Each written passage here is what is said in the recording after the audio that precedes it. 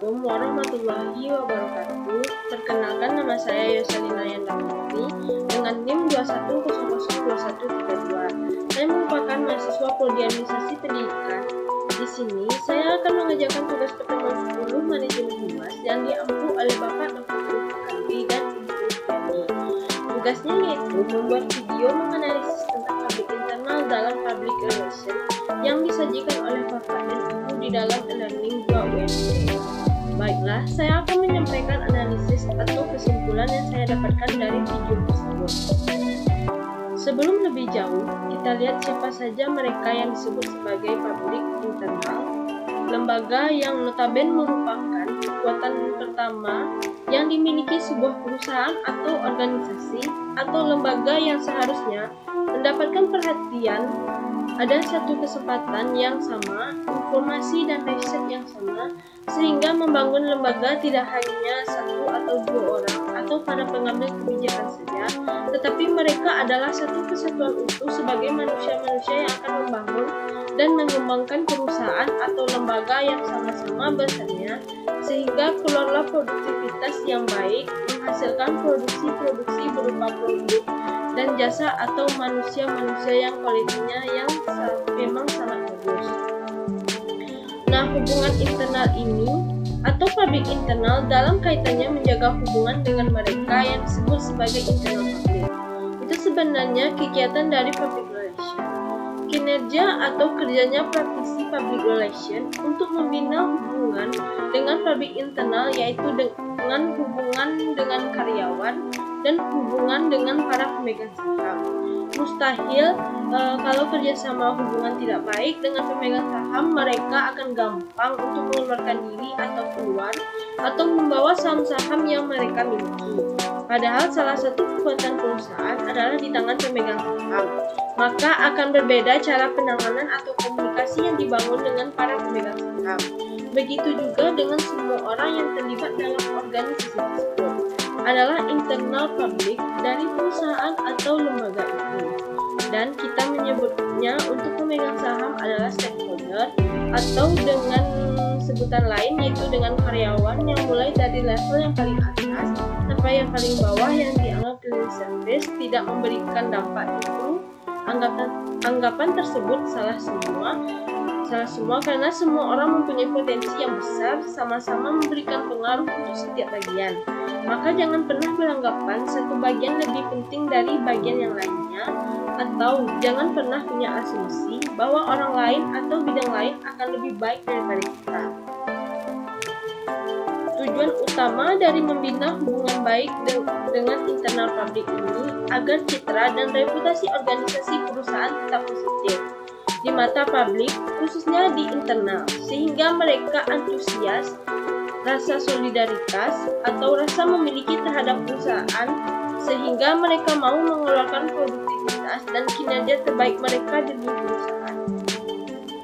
Kemudian, bagaimana juga membina hubungan atau budaya organisasi ini menjadi satu titik sentral dalam kinerja public relation yang digawangi oleh para praktisinya, sehingga dalam membentuk antusias, rasa solidaritas atau rasa memiliki, jadi budaya organisasi yang positif itu dibangun, dikembangkan, dipertahankan, diperbaiki terus. Tetapi dalam satu konsep yang sama, maka perlu ada kesetaraan proses komunikasi, sehingga setiap manusia yang ada di lembaga atau perusahaan sama-sama memiliki informasi dan mindset yang tidak berbeda, sehingga di dalam perilakunya sama atau aturan dan azas yang berlaku yang harus disepakati secara bersama-sama.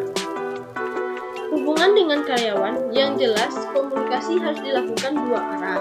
Mustahil komunikasi itu satu arah saja. Hanya memberikan perintah itu akan memberikan dampak negatif bagi proses pekerjaan yang berjalan di suatu lembaga.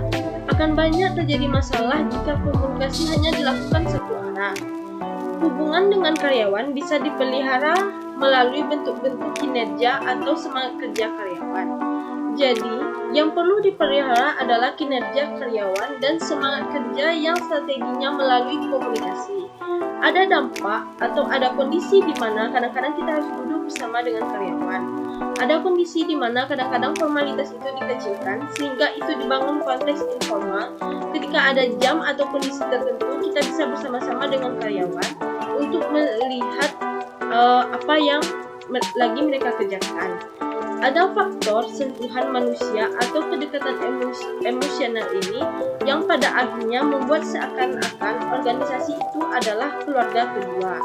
Dengan membangun kondisi ini, maka seakan-akan menjadi keluarga kedua, maka kinerja dan semangat kerja karyawan dan kinerja seluruh pegawai bisa kita kendalikan dengan baik. Kemudian yang terakhir dari hubungan karyawan bentuknya adalah dengan menjaga agar karyawan tidak memberikan informasi yang salah kepada publik eksternal. Hubungan pemegang saham atau sering disebut stakeholder itu juga merupakan internal publik dan mereka menempati konteks yang sebenarnya tidak kalah pentingnya dengan karyawan. Malah di sisi yang lain tingkat kepentingannya berbeda. Pemegang saham, analisis jaminan, petugas pengawas, dan penasihat keuangan itu kita sebut sebagai pemegang saham. Mereka yang memberikan saham sehingga kita punya dana cadangan untuk mengelola perusahaan. Bentuk hubungan yang dibangun dengan pemegang saham atau stakeholder yang mereka itu jenisnya bisa banyak. Bentuk-bentuk dari hubungan baik dengan mereka atau stakeholder relation itu berupa laporan, misalnya laporan tahunan atau laporan semesteran yang sifatnya merupakan media utama dari komunikasi antara pemegang saham dengan lembaga. Nah, laporan tahunan adalah kesempatan untuk melaporkan kegiatan karena memang pemegang saham kadang-kadang dia tidak akan bersama kita setiap hari, setiap saat karena mereka bukan karyawan yang justru mereka memberikan dana cadangan atau nyawa tambahan yang berasal dari pemegang saham. Laporan tahun itu menjadi kesempatan kita para praktisi public relation pada perusahaan atau lembaga untuk melaporkan apa yang telah, sedang, dan akan kita lakukan oleh perusahaan. Jadi, tidak hanya hari ini, mulai dari laporan terkait dengan apa yang telah, apa yang sedang, dan apa yang akan kita lakukan dalam beberapa masa yang akan datang. Laporan dibuat dengan eksklusif, kemudian dengan baik, pertanggungjawaban moral dan kejujuran dan didistribusikan sebelum rapat tahunan. Tujuan dari menjaga hubungan baik dengan pemegang saham atau shareholder adalah pertama, untuk membangkitkan perhatian pemilik atau pemegang saham pada perusahaan kita. Dengan memberikan laporan tahunan dan bulanan atau apapun bentuknya itu akan memberikan respon baik, akan membangkitkan perhatian dari pemegang saham. Ternyata apa buktinya perusahaan memberikan laporan itu, dan ini salah satu bentuk dari tanggung jawab perusahaan, sehingga para pemegang saham tidak harus meminta mereka merasa bahwa mereka perusahaan memang yang bertanggung jawab, akan merasa bahwa mereka merupakan memang perusahaan yang memiliki tanggung jawab dan dia bisa melihat kinerja kita dan proses perjalanan karena ada prospek bisnis yang besar di sini. Mereka bisa mempelajari dari laporan-laporan itu sehingga benar jika tidak salah atau jadi mereka akan beranggapan bahwa dia tidak salah untuk menanamkan modal di perusahaan kita. Itu hanya lewat laporan saja, belum kondisi atau keadaan lainnya. Ketika hubungan baik itu dilakukan dalam prospek yang berbeda. Kedua, menciptakan suatu pengertian yang sama yang lebih baik antara pemilik perusahaan dengan pemegang saham dengan komunikasi finansial. Karena ujungnya itu adalah bisnis. Ujungnya adalah perhitungan keuntungan. Jadi harus ada kejelasan kejujuran perhitungan dari bagian-bagian yang sudah disepakati bersama. Dari laporan tersebut, semuanya dapat dikendalikan, bisa dibaca dan bisa semuanya untuk dibuktikan.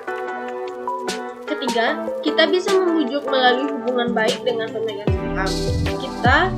Lembaganya bisa membujuk pemegang saham untuk terus bertahan, terus memakai perusahaan kita, terus menganjurkan pembelian produk, terus menanamkan modalnya agar selalu menggunakan perusahaan kita.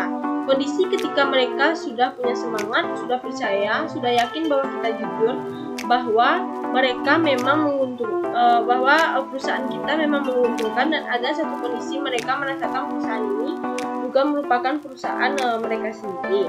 Yang keempat yaitu mempromosikan kepemilikan saham sebagai salah suatu investasi jangka panjang, dan mengurangi kritik pemegang saham dan lain sebagainya. Kemudian mencoba menjawab semua kritikan dan masukan mendengarkan pemegang saham ketika memberikan catatan tertentu atas laporan yang kita buat.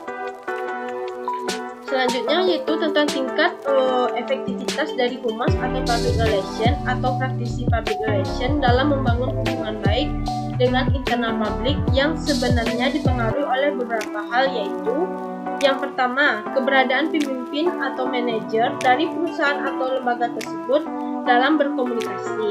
Jadi, komunikasi manajer, komunikasi pengambil kebijakan, dan komunikasi para praktisi public relation yang tidak hanya ahli yang berpengalaman, namun juga harus didukung sumber daya teknis yang modern, dibangun dengan kondisi emosional yang baik, dan ada personal touch.